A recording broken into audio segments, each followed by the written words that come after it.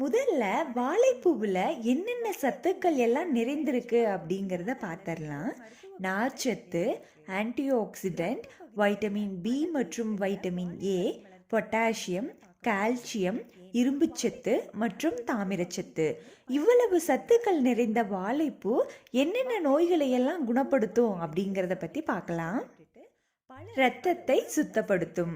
வாழைப்பூ இரத்தத்தில் கலந்திருக்க தேவையற்ற கொழுப்புகளை கரைச்சு வெளியேற்றும்.